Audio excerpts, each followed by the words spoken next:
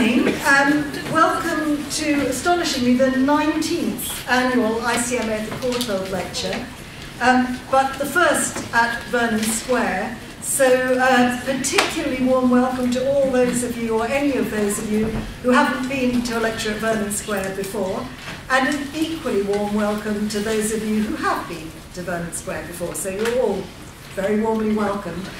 Before I introduce this evening's speaker, I just want to say a few words, as usual, about ICMA, because, of course, this is a premier ICMA event in this country. So ICMA, the International Centre of Medieval Art, promotes the study of medieval art and culture. Its worldwide membership, and it really is worldwide, includes academics, museum professionals, students, and other enthusiasts. It sponsors lectures and conference sessions, and this year it's also going to be sponsoring a get-together at Leeds for all of you who are going to be there. It has a website and with plenty of news and research materials. That is medievalart.org, highly recommended. And membership is includes 2 copies of Gesta a year, which is worth it just for that. The full overseas subscription is $65, but for students it is a bargain at $20. And I didn't look at the exchange rate today, because who knows what it will be tomorrow. So, and I should also mention that Gesta Online has more colour images now. And there's another new ICMA venture, which is the Viewpoints book series. So ICMA is extremely active.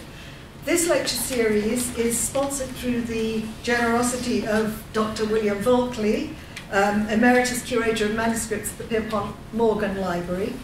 And as usual, the reception will be sponsored by, after the lecture, will be sponsored by Sam Fogg. And as usual, we're very grateful to the Research Forum of the Courtauld Institute for logistical support. And this year, as last year, we have the Executive Director of ICMA with us, Ryan Freisinger. Would you like to stand up?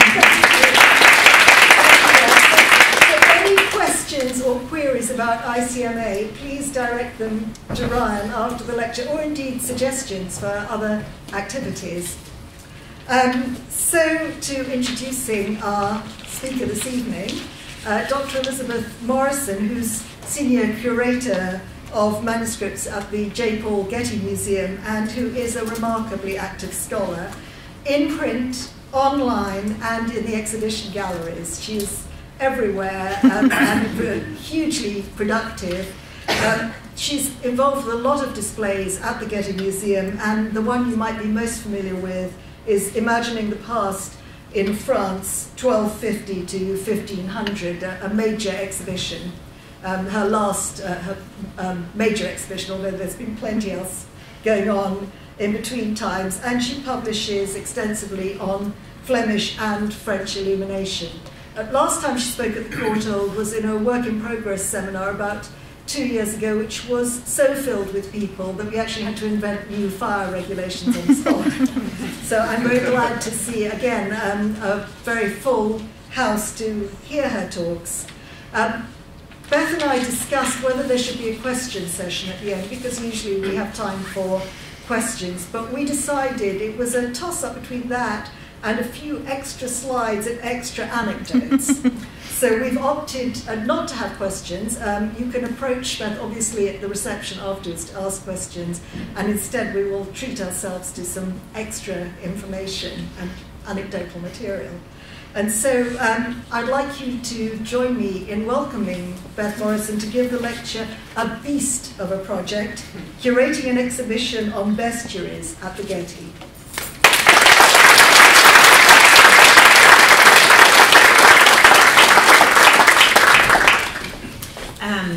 Thank you so much for that kind introduction, Joanna. I was very honored to be asked to give the ICMA lecture here at the Courtauld, and it's also free advertising for the show, so I'm delighted. I wanted to thank Joanna, the ICMA, the Courtauld, Bill Vogeley, and Sam Fogg for this opportunity of having me out here in London, and I also wanted to thank Tom Nix and Michaela Zobga for helping put together a lovely study session at the V&A yesterday. So I thought that when I was putting together this lecture, I realized that it was basically just a biography of my last 8 years. And so it was actually really a joy to put together. It made me realize how thankful I am to have the opportunity to put together an exhibition like this and have the support of the Getty Museum in doing it, and also how much work it was. And so it's good to review that every once in a while. I wanted to start out by just giving you sort of an overview to think of the breadth of the project, the exhibition by the numbers. It took 8 years of my life to complete. There were 19 business trips along the way to Europe and institutions in the United States. There are 45 lenders to the exhibition, and that's 45 individual institutions that we've had to contact over and over and over again to help us, so generous in their loans. There are 115 objects in the exhibition. My first official email that I sent out was, of course, about budget, and that was on the 23rd of January, 2013. So far, I've archived 5,254 emails, and those are just the ones that I thought I should keep. There are 26 authors in the catalog, and all of this is for an exhibition that will last exactly 3 months. So it's very exciting. It all seems to go very quickly. And I'm especially excited to be here tonight because exactly 2 months from tonight, on May 13th, I will be at the Getty dressed up and welcoming 1,500 visitors for the opening event of this exhibition. I really cannot believe that it's just 2 months away because I still think of how much left we have to do. I wanted to start by thanking the lenders to the exhibition. This is the list of lenders to the exhibition. As you can see, there are quite a number from here in the UK. They were among the most generous lenders, but there were plenty from all over Europe and the United States. These are the authors of the catalog, which I'd also like to thank. These are just the acknowledgments of people at the Getty in the catalog. And of course, there's far too many to mention. But as I said, there are over 26 departments at the Getty who are involved in this exhibition in one way or another. And every once in a while, it makes me wake up in the middle of the night in a cold sweat, thinking that all these people are laboring over some stupid idea I had 8 years ago. But hopefully it will turn out well. I particularly wanted to thank my department, who have been living and breathing this exhibition for a long time. And Larissa Grolemond has been working with me full-time on this exhibition for 3 years. She's also one of the authors in the catalog. Nancy Turner is the conservator of manuscripts. She has been working tirelessly on all of the measurements and the cradles and the conservation. Jane Bassett, who is our senior conservator of decorative arts, and her team. The team of Kevin Marshall and Mike Mitchell, and all of the preparation staff who are going to be responsible for the next month in actually installing the exhibition. Our registrar, and for those of you who haven't dealt with registrars before, they are an incredibly important part of the project because they are the ones who are responsible for physically keeping track of all of the objects, all of the lender agreements. They really, really run this show, as does Susan McGinty in the exhibitions department, who's the project manager. So I'm not going to read all those names, but I did have to single out a few people because it is amazing how many, probably hundreds of people are involved in this exhibition one way or another at the Getty. I wanted to start by talking about the origins of the exhibition to give you a sense of why it took so long to put this exhibition together. The original idea for the exhibition grew out of a small exhibition we did from the permanent collection back in 2007, so 12 years ago. And this was an exhibition just drawn from our permanent collection of about 20 objects that was more on the general theme of animals in the Middle Ages. At that time, I wrote a short book. It's a little picture book called Beasts, Factual and Fantastic, which is a fun little tome about animals in the Middle Ages. I was saying today at lunch that, in fact, Christmas of 2007, my sister eagerly awaited for me to open my Christmas present, and it was this book. And she hadn't noticed that I'd actually offered it. But she was so excited because she knew I would just love it. So I do have an extra copy if anyone needs it. The exhibition did feature at that time we had 2 bestiaries that were part of the Ludwig collection, which was the foundation collection of manuscripts at the Getty.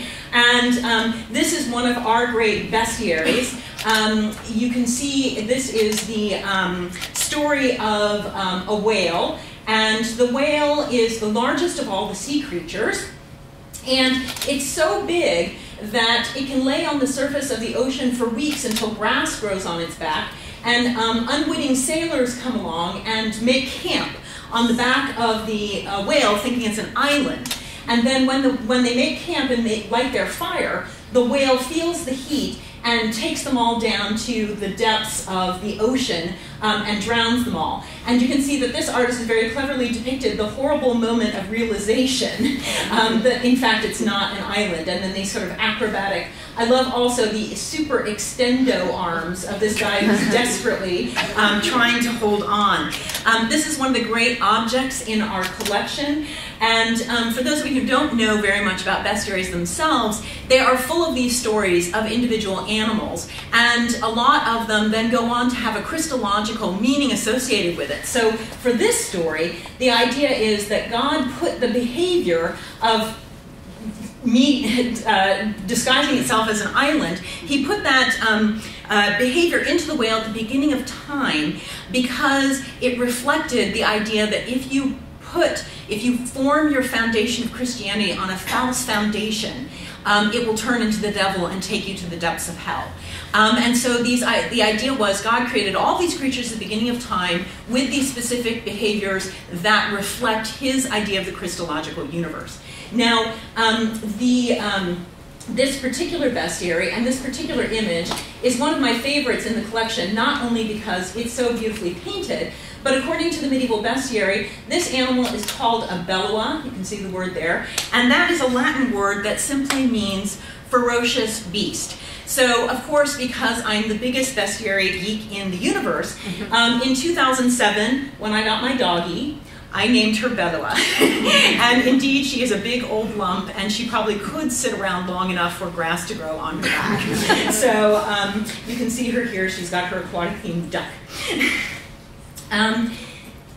The same time, almost, you can see, during the run of the exhibition, we actually were able to acquire a third bestiary, which is the Northumberland bestiary, which was the finest and one of only 2 bestiaries still in private hands.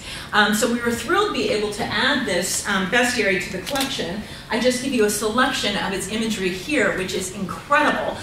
This is a 13th century bestiary from England, and that was the period of the greatest popularity of bestiaries, was the 13th century in England. So you're going to be seeing a lot of 13th century English manuscript illumination. And really, when we acquired this manuscript, that was the moment when I thought, we really need to do an exhibition on bestiaries. There's about 65 illuminated Latin bestiaries surviving in the world, and we have 3 of them, which doesn't sound like a huge number, but when you find out that our collection is exactly 230 objects, it's actually quite a large proportion of the collection. And I was thrilled because there really hasn't been an exhibition about bestiaries before. There have been exhibitions about animals in the Middle Ages, and some of you may have seen them over time, but this is really the first exhibition that is devoted to the idea of the bestiary and its influence in medieval culture. Oddly funnily enough, when I was writing my little beast book to go with the exhibition, I was in a bookstore with my boyfriend, and you can tell how long ago this was, right? Because I was in a bookstore, for God's sakes. But in any case, I was in a bookstore, and he came up to me and he said, "Beth, there's a book called Bestiary." And I said, "That is so funny. You know, it's a very specific word. It really only means this kind of medieval manuscript." And so I took it home, and he started reading it, and he handed it to me. He goes, "Beth, you've really got to read this." I'm like, "Yeah, what do I care?" And I picked it up, and it was about a woman named Beth, who was curator of manuscripts at the Getty Museum and was writing a book about bestiaries. So it was very strange, and in fact, at that moment, my boyfriend grabbed it back from me, and I said, "What are you doing?" He said, "I need to know she dies at the end." But in any case, I wrote an email to the author, Robert Masello. This is the email. I called it Stranger Than Fiction, and he wrote back, "Oh my gosh, yours is the most astounding email I've ever received." He claims to this day, and he's a good friend now actually, that he had never heard of me, that he really made up the whole thing out of cloth. It was really amazing because it turned out that the book was about a woman named Beth Cox. Cox was the last name of my first boyfriend ever, although we didn't end up getting married. He lives literally 2 houses over from my boss at that time, Thomas Kren, in Los Angeles. He was born in Evanston, Illinois, and went to college in Princeton, New Jersey. And I was born in Princeton, New Jersey, and went to college in Evanston, Illinois. And the coincidences just went on and on and on. It was amazing. Since then, he's written 3 more books about me. And he calls me his muse, and he has now sold the storylines to the Science Fiction Channel, and they are in development. And of course, the only question remaining is, who's going to play me? Series of movies. You guys can vote maybe afterwards, and I'll be taking suggestions. So that was just a really entertaining aspect of this that continues to kind of boggle my mind. And Robert, of course, is going to be coming to the opening in 2 months. I want to take you very quickly through the exhibition itself to give you an idea of the extent and the kinds of things that we'll be borrowing. The exhibition, of course, the most important thing is the title. So we had a lot of suggestions from people all over the Getty.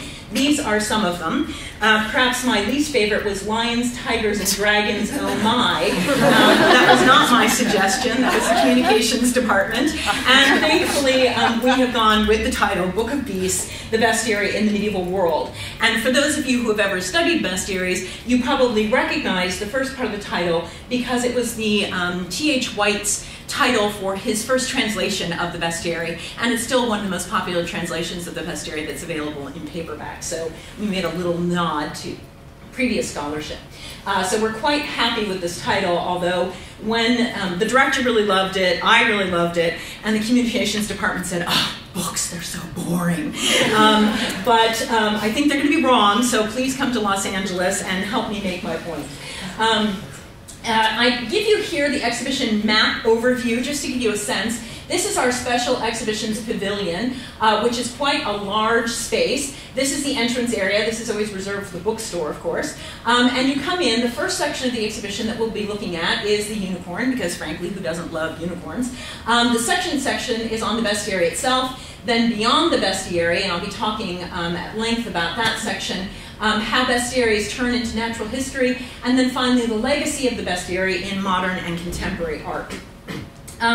This is that same model with the artworks placed into it. This is a map that I've been looking at for the past 3 years, and every time there are changes. Each one of these little cases has an actual representation of the artwork that will go in it. These are all cases that are identified in our inventory and give you a sense of the space and the relative size of the objects. This is, for an instance, is a huge tapestry, and then we'll have sort of a little tiny sculpture that we'll look at a little bit later. So that just gives you a sense of the layout of the exhibition. this helps you, this is a little tool we use at the Getty, we call the doll's house, and it gives you a sense of what the rooms are going to look at, and we can actually move these cases around, we can move little people around, have sections, and this really helps us visualize the space for when we're trying to put too many cases or whatnot in one place. It's very fun to go in there and move things around, and then you can actually get in there, and I feel like the giant Beth, like the Godzilla coming over and getting in my own exhibition.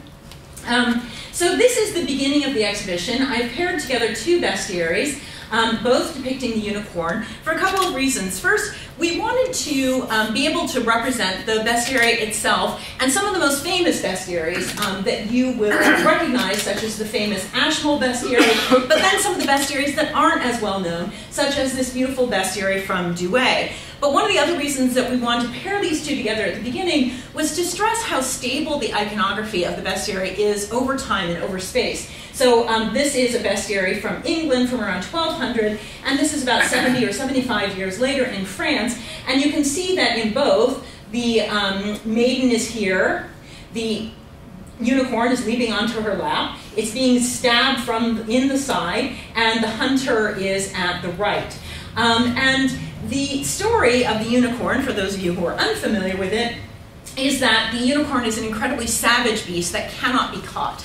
And the only way to catch it is to put a virgin in the woods by herself, and the unicorn will come and leap onto her lap, enabling the hidden soldiers to leap out and kill it. And one of the things that's interesting about this is that, of course, it has a Christological allegory, and the allegory is that the unicorn is Christ, and during the incarnation he leapt into the virgin's womb, which enabled him to be killed as a human being. And although we think of unicorns in terms of, you know, My Little Pony and little girls, and you can't go anywhere without seeing purple unicorns. The unicorn in the bestiary is a much more serious thing. You can see here some of the way that the artist has depicted these people. He's darkened the skin on this one. He's put a sort of Phrygian cap, indicating that these are others. And the bestiary itself associates, of course, the killing of Christ with being killed by Jews. In addition, on this side, you can see that the Virgin is holding the unicorn's horn in quite a sexualized manner. And so there's also sexualized themes in the bestiary, there's misogyny, there's all sorts of things going on, and we will be addressing that through a series of blog posts on the Getty site. It was a little bit much to cover in the first opening label of 100 words, but it is in there somewhere. The idea of this unicorn section is to really encapsulate the entire themes of the exhibition. So it's introducing the bestiary itself, and then showing how the bestiary had an effect on the visual arts throughout the Middle Ages. So this is a German Tyrolean saddle from around 1450. You can see here, here's the unicorn, here is the maiden. She's being associated with the Virgin. You can see there's actually an angel bringing down the globe of the world to her. But here it's actually become more of a secular theme. And so what we're going to be looking at in the exhibition throughout is this idea that I think the bestiary has been rather neglected in literature, in our historical literature. I think because as medievalists and as modern art historians, we really prize the original and the different. And the iconography of the bestiary is the same. But that's what gives it its power. And so throughout the exhibition, you'll be seeing that the bestiary created a very recognizable visual language of symbolism that people could instantly recognize even when these animals weren't in the bestiary. And that was really its power. And so we'll be looking at, even though the bestiary itself went out of fashion around 1300, and it was primarily in England and northern France, we'll be seeing imagery from all over Europe that contains this bestiary imagery, all the way up through the 16th century. So I'm just going to go through. Here, for instance, is a beautiful piece of stained glass. You can see that the unicorn imagery up here in the corner is meant to sort of echo this beautiful young woman holding a coat of arms below. So again, it becomes a very recognizable symbol. The next section itself explains the bestiary. And many bestiaries began with creation scenes. So this section is really full of bestiaries, and it's going to walk you through the main contents of the bestiary and the kind of animals that you would see. Again, we're trying to borrow some of the most famous bestiaries. We have altogether 25 bestiaries in the exhibition, which represents over 1/3 of the world's surviving Latin illuminated bestiaries. It will be the largest gathering of bestiaries ever.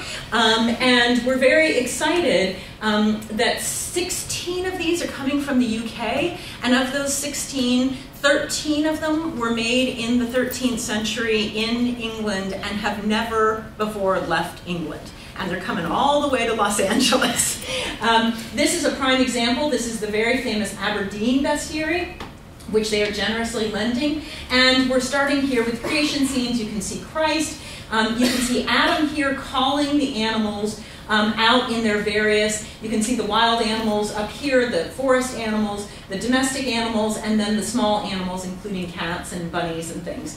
So they're kind of in their divisions here. And again, the idea was that God created all these animals at the beginning of time with this intention of reflecting his plan for the universe. So they often begin with creation scenes. Everyone knows the idea is that the lion is the king of beasts, and so every bestiary starts with the lion. This is my favorite lion imagery from Bodley 764. I love this guy up here. He always looks to me like he's saying, "How you doing?" And he's sort of waving at us. And so he's going to appear in a lot of the Getty's imagery around town that we'll see in a little bit. The story of the lion is that lion cubs are actually born dead, and on the third day, the lion will come and breathe into their faces, literally breathing life into them as God breathed life into Adam.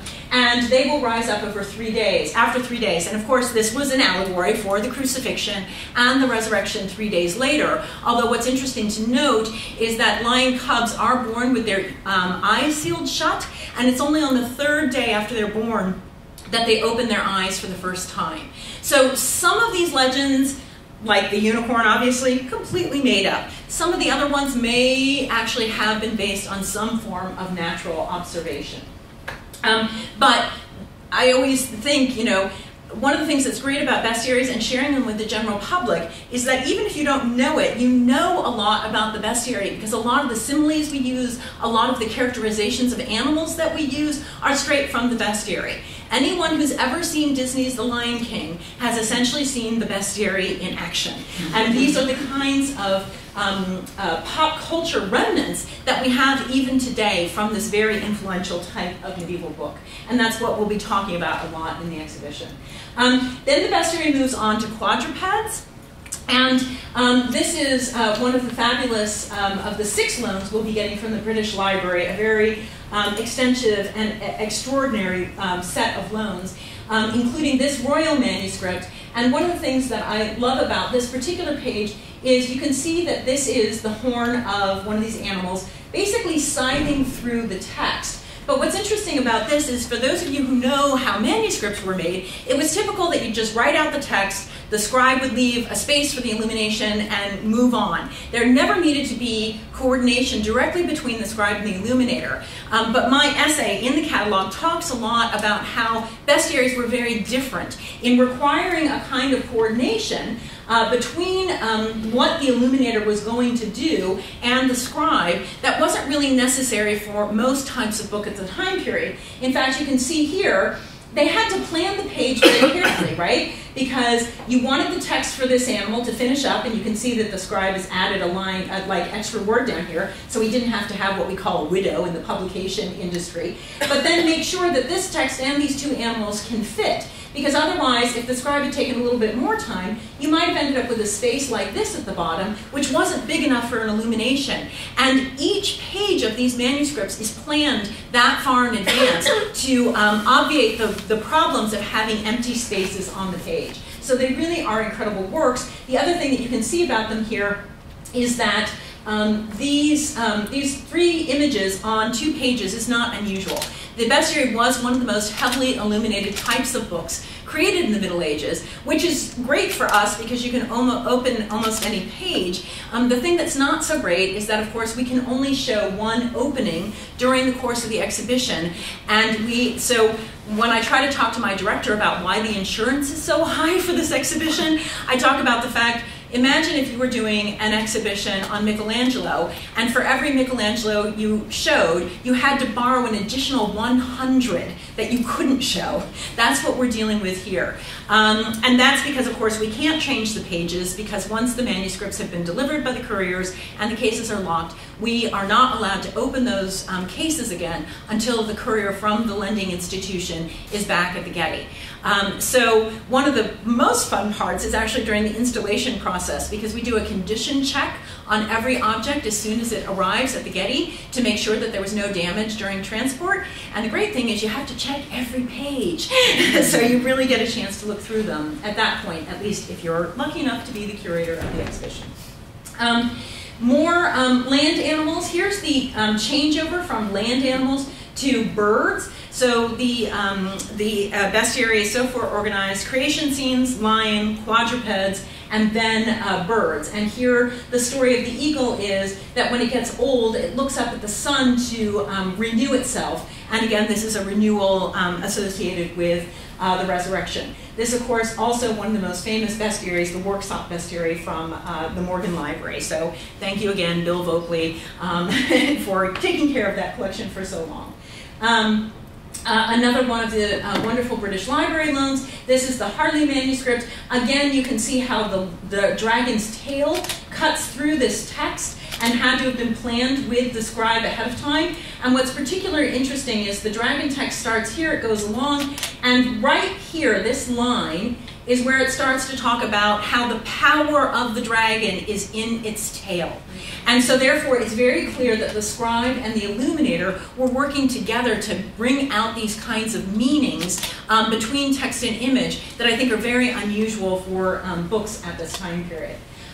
So now we've moved from birds to serpents, and then we finish up with sea creatures. And this is one of the lesser known, the Fitzwilliam manuscript, but I just love these enormous, ponderous, sort of grumpy sea creatures who go along. This is one of my favorites. He's identified in the text as a sea pig, and I think he's some sort of walrus, which we know very well from walrus tusks. Some of the other objects in the exhibition are actually made of walrus tusk. And I also think it's particularly appropriate that this section devoted to aquatic animals is, of course, the very section that has water damage. After we go through all the Latin bestiaries, we talk about the vernacular bestiary tradition. So this is a good example of a French bestiary written in French, the Bestiary of Love. For those of you who are not familiar with the Bestiary of Love, it takes these stories, but instead of having a Christological meaning, they're turned into a courtly meaning. So for instance here, the unicorn is leaping onto the lap of the Virgin, but the lover in the text talks about how the Virgin is so seductive that he can't help but throw himself at her. And then, of course, she is the cause of his love's death when she won't have him. So it interprets all of the animals with these courtly meanings instead, which again shows the power of these kind of allegories that spread throughout England and northern France in this time period.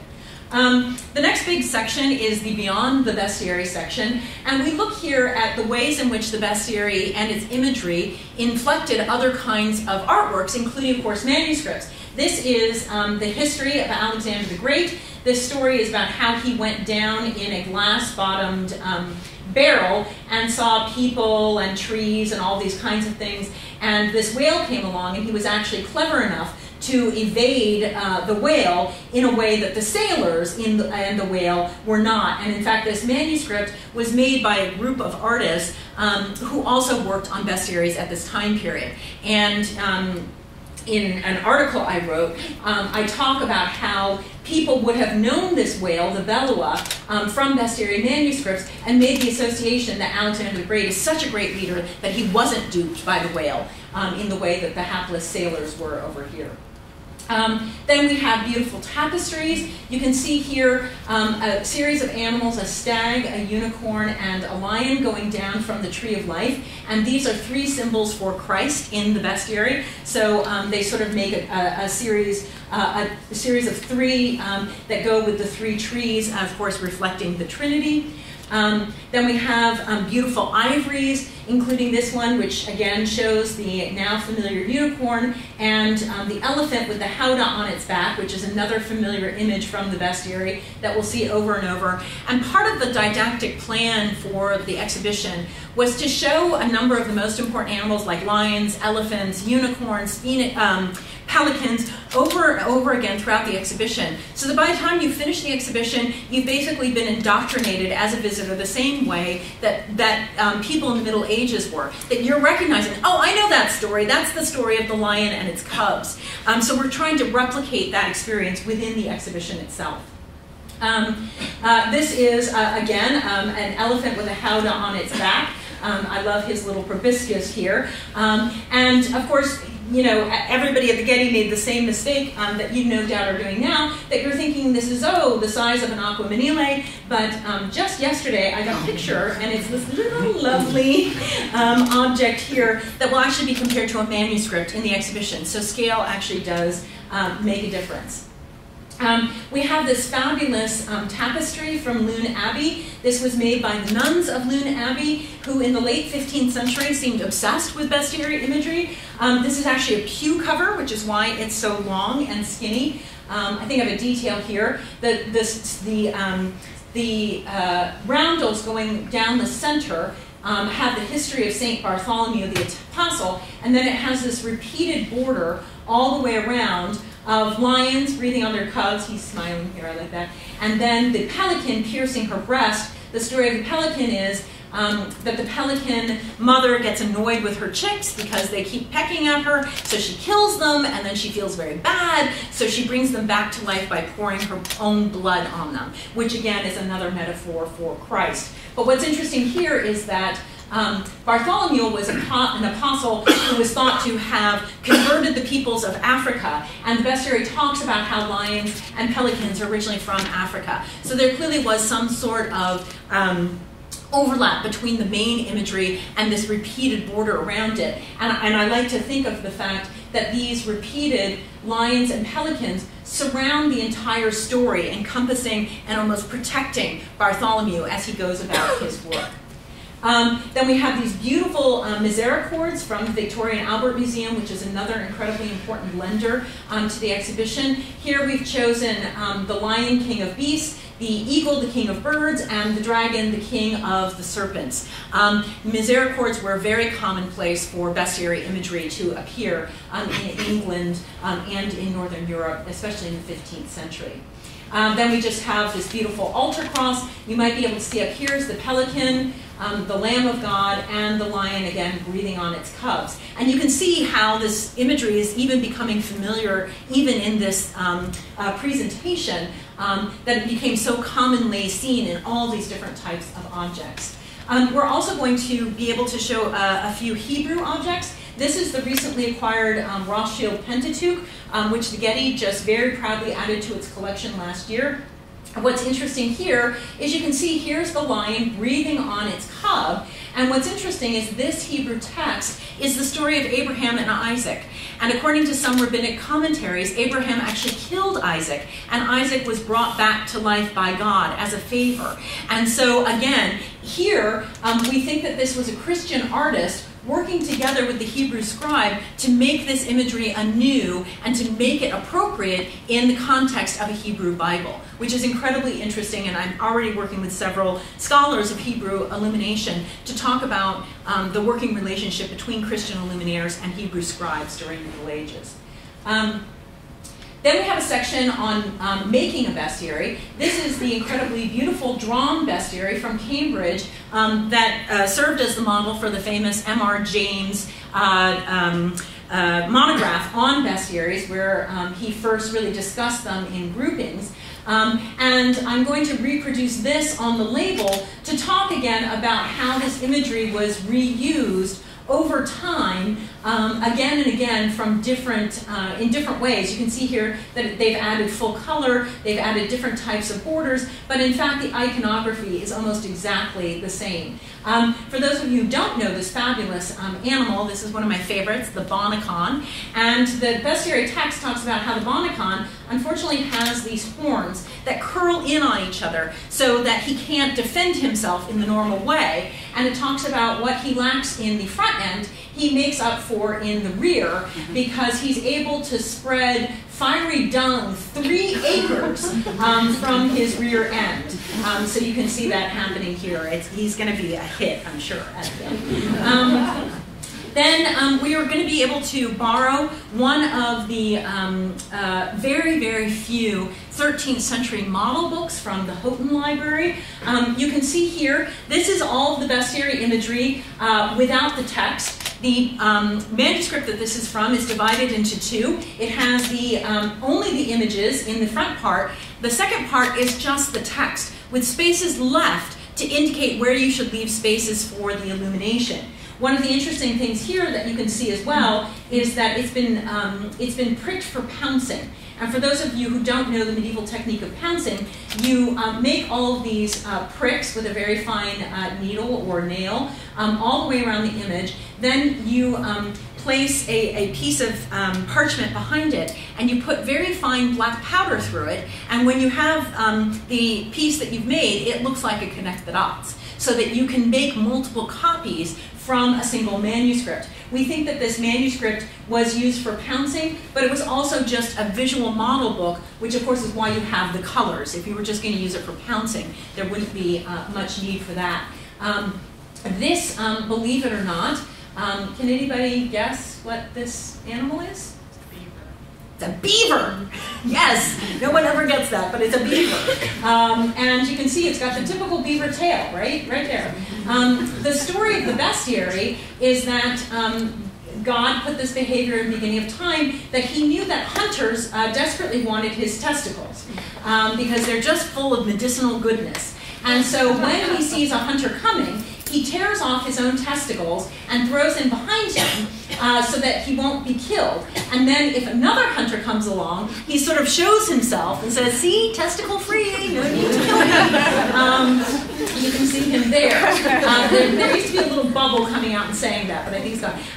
But in any case, what's really interesting to me and why I often use the beaver in my teaching is because, of course, they had beavers in the North in the Middle Ages. And they still depicted them looking like this because these are symbolic animals. This is not a natural history manual. These animals were used for the stories that they were able to tell about Christological truths. In any case, if anybody were wondering here, these are not combs, they're little ants. But we are lucky enough to have a manuscript in St. Petersburg that clearly used either this manuscript or another one just like it as a model. And you can see the way that these have been integrated actually into the text itself, which is incredibly interesting. In fact, there's only something like 7 or 9 surviving medieval model books from the 13th century, and 3 of them deal with bestiary imagery. And those are the only ones that actually deal with narrative imagery. Almost all model books from the 13th century are, individual plants or little animals or figures that you can incorporate into marginalia or other things. So you can see how important the copying of bestiaries was in this time period. Then we move into a section about bestiaries and natural history. Because even though the bestiary was never intended to serve as a scientific text, it ended up being utilized that way by the encyclopedists of the 13th century. There was a new movement towards encyclopedias starting around the middle of the 13th century, and the bestiary was one of the most important sources for knowledge in them. We can see here, even though this is a 15th century copy, the Liber Floridus itself was one of the earliest of the encyclopedias, actually dating to the 12th century. But almost all of its text on animals was taken directly from the bestiary, including the story of the griffin, who is so large that it can pick up a full-grown man to take back and feed its little baby griffins back in its nest. And what's going to be super fun is we're actually, based on a suggestion from friends at the British Museum, we're going to be able to borrow a griffin claw. This object is about 5 feet in width to give you the sense that griffins were really big. And it was kept in a church treasury much like unicorn horns were. This is actually, as you can see, an ibex horn, but you can see that it's going to be this part right here. So that'll be very visually stimulating for our visitors and really help them understand the sort of enormousness and vitality of these beasts.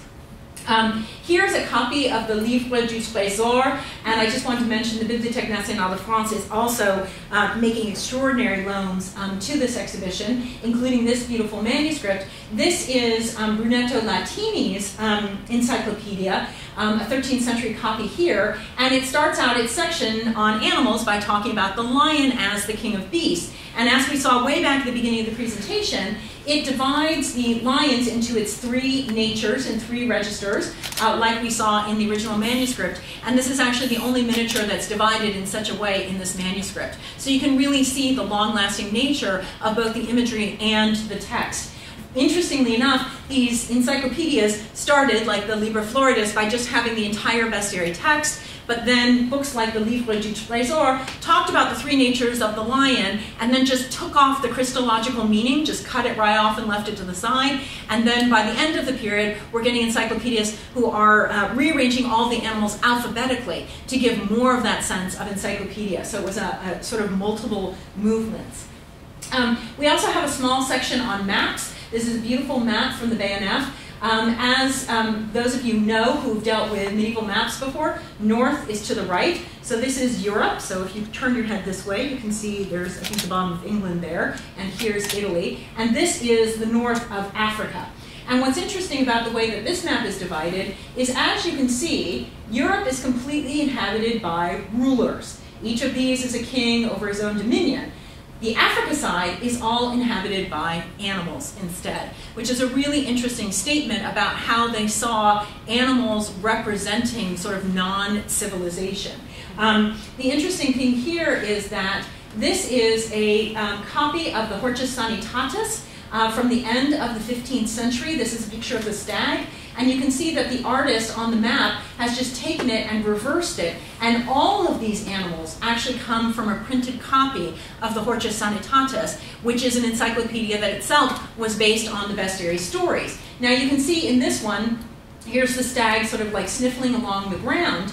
The story of the stag in the medieval bestiary was that it was exceptionally good at hunting out snakes in holes in the ground. And it would breathe water into the holes and drown out the snakes, who of course are an allegory for the devil, and he's an allegory for Christ. And you can see here, the artist here knew that story from the bestiary, actually added the water and the snake back in. So again, this interaction between illumination, print, bestiaries, natural history, encyclopedias, and maps is incredibly interesting at the time period. We also have this wonderful, this is our other Getty bestiary, which has a series dedicated to the monstrous races, although we are now calling them legendary peoples, I believe. We are thinking that monstrous races is an old term that we shouldn't use anymore, so we're calling them the legendary peoples. You can see here the Blemii, the Arcto-somethings, all these different peoples who have physical differences. You can see here, for those of you who are familiar with Australia, the antipodes. His feet are literally on backwards because he comes from down under. And the Cyapods, who only have 1 leg, and they use it in Ethiopia to protect them from the sun. These are peoples who have 4 eyes on their faces, so they can actually trace arrows in flight. So these are the peoples with physical differences. One of my favorites is, if I could turn the page and show you, the peoples next are the ones who have behavioral differences, and those include these crazy, wacky people who don't eat meat. And they're sort of waving vegetables around, so vegetarians. The LA people always love that one. But what's interesting is this series of legendary peoples comes after the bestiary and before a text on cosmology. So it's clearly seen as part of this natural continuum. And of course, this was a theme of great concern in the Middle Ages, because they had to decide, are these people or are they animals? Because if they're people, we need to go out to the ends of the earth to convert them to Christianity. But if they're beasts, then we don't have to worry about that. So it becomes an interesting sort of theological discussion about the origins of these people and whether God intended them to be people or beasts. I think this manuscript makes a clear argument for beasts. And then we end the section on natural history by actually getting as far as 1600 with this wonderful painting from the Getty, loaned by my compatriots in the paintings department, of the entry of the animals into Noah's Ark. And what's interesting is they're still being organized according to their divisions in the bestiary, and they're still showing a religious theme. So we're talking about, again, the long-lasting nature of some of these. So we basically end the old-timey part of the exhibition there, and then, sorry, one more thing. We do have some Islamic and Mughal manuscripts throughout the exhibition as well, to talk about how other cultures, other medieval cultures, also looked at medieval, not necessarily bestiaries, because these are zoological works, but the stories that they contain of things like the viper and whatnot are exactly the same stories you find in the bestiary, because they both come from ultimately classical sources. And we want to talk about that. And I'm so excited that I finally figured out, I kept thinking everyone in the back was looking at planes going by. You guys have monitors up there looking at images. I kept thinking, is there some big event happening out there, a fireworks show or something? Okay, I get it. So then we move ahead, and we start again basically in 1900, because right around 1900, facsimiles of medieval manuscripts, including bestiaries, really became available for the first time. And there were a lot of artists in the time period, like Raoul Dufy, who wanted to experiment with this sort of art book kind of format. And so you can see here that he's basically using the belloa, the whale, that we saw, and combining it with poetry or text in the same way that a bestiary would, and of course he calls it le bestiaire. So there were a lot of artists like Picasso, Graham Sutherland, Alexander Calder, who all did bestiaries, and we're going to be including all of them in the exhibition, along with some contemporary beautiful book artists, such as Richard Price, who did these beautiful embossed animals combined with text. One of the things that I think is interesting about the bestiary is that it is a word that's known today, although most people use it as any sort of compendium of animal images or text about animals, but not necessarily both together. And so you can see really the long-lasting influence that this book format has had on our culture. We end the exhibition with a series of contemporary artists who work with bestiary imagery, including Karen Noor, and then the very end of the exhibition is this wonderful unicorn horn by Damien Hirst. And so it kind of goes back then to the beginning of the exhibition.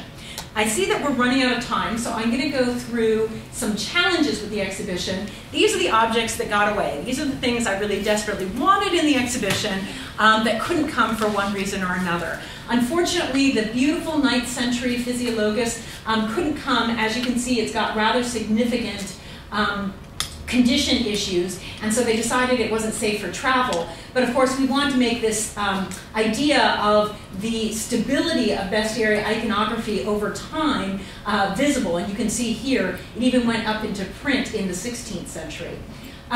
This was a beautiful, very interesting Physiologus in Greek, which of course is the origins of the bestiary.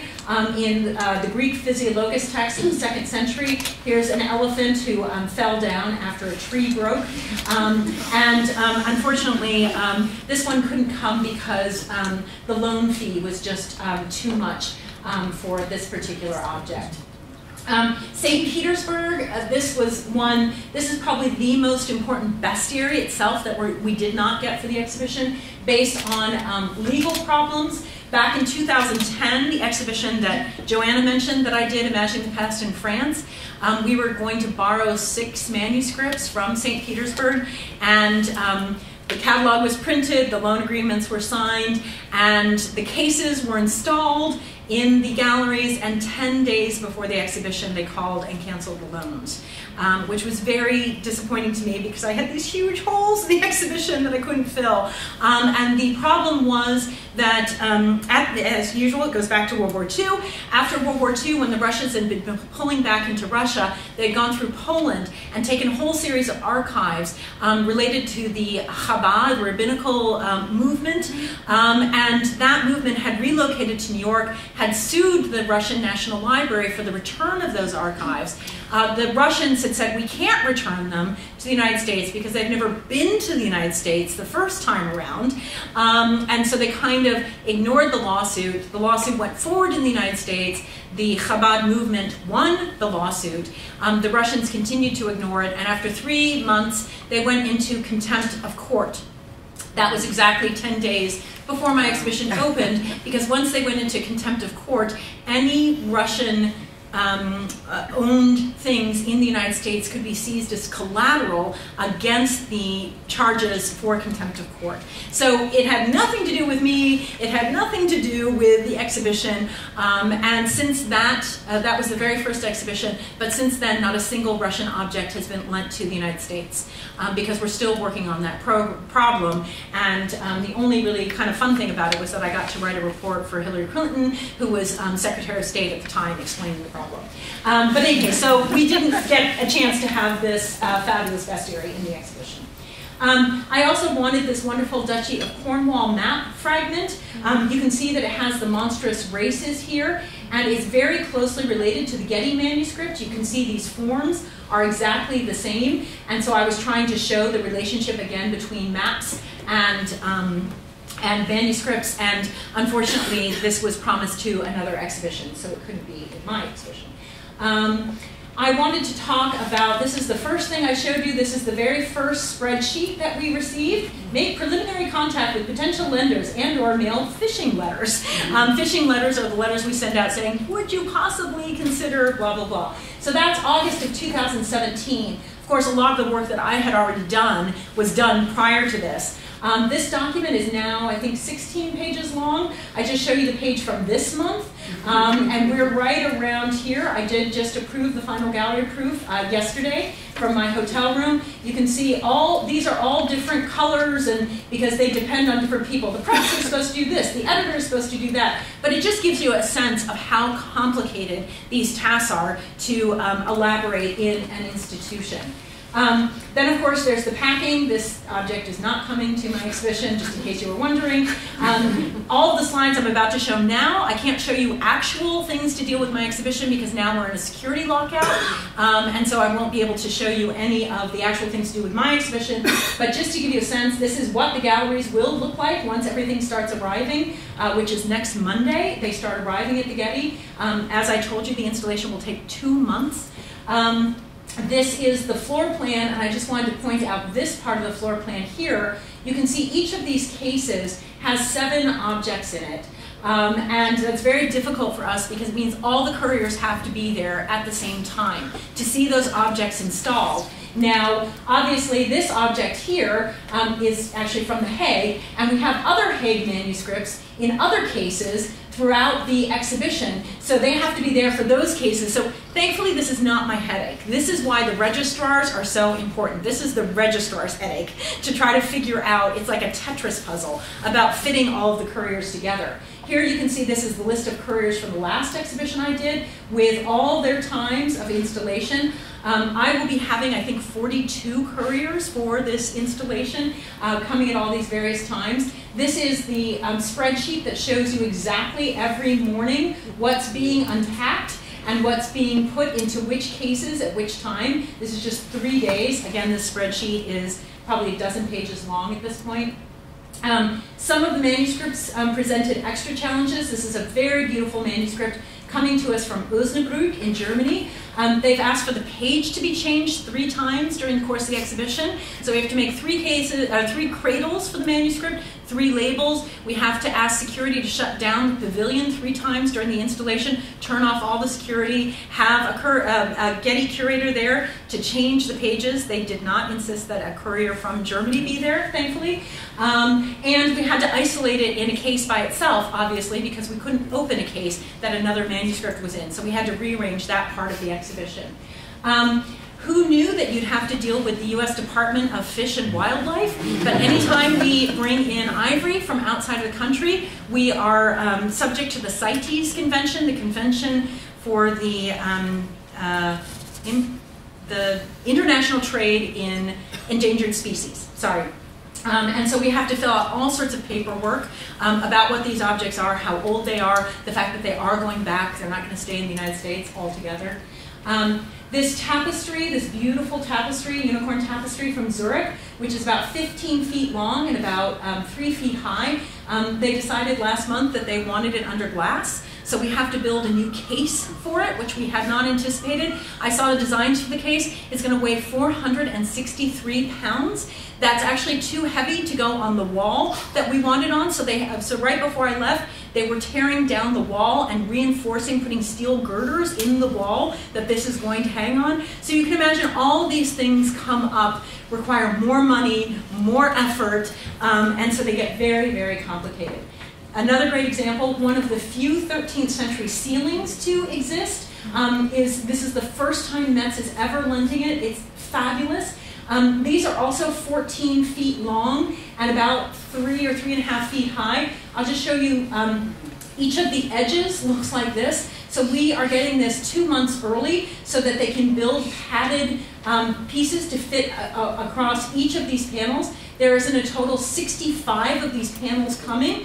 Once we've created the padding to go around them, they'll be placed in this sort of shallow tray in this way above visitors' heads. So again, a lot of work for our preparations and conservation staff.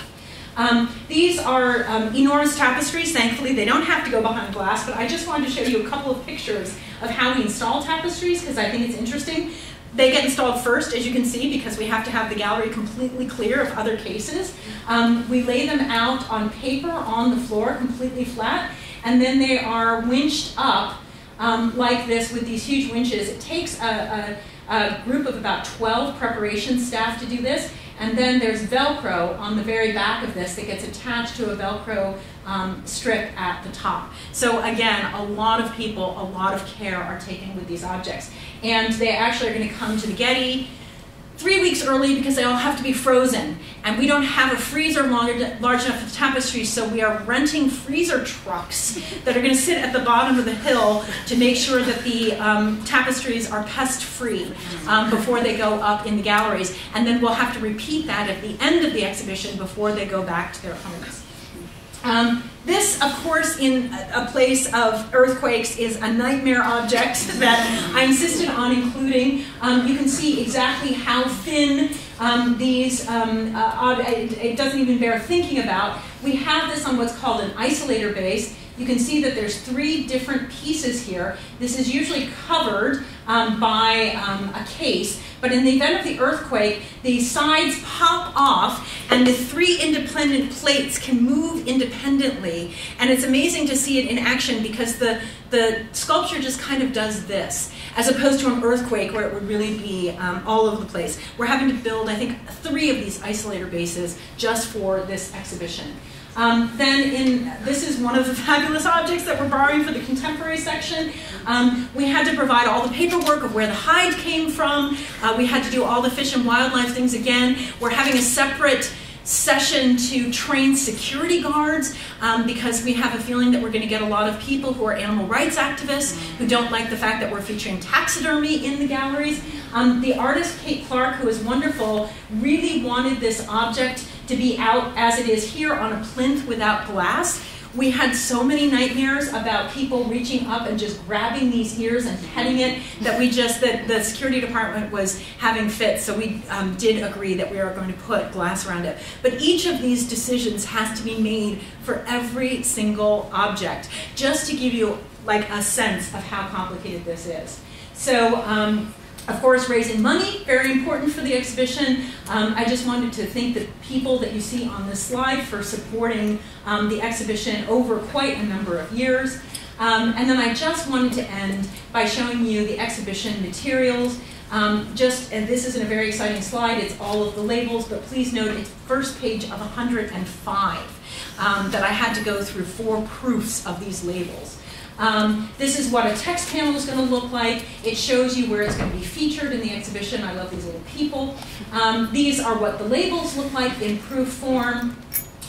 These are the animal panels that we're going to have throughout the exhibition. Again, you cannot imagine the minutiae. This was the original unicorn, which we like very much, but it's going to be shown in reverse in some of the labels. And I thought this one looked like a very skeptical unicorn, and so I didn't like the look on its face, so they changed it to this, and then this is what it looks like now, so it's a unicorn. So just to give you a sense of the minutiae that we have to go through in every single one of these decisions.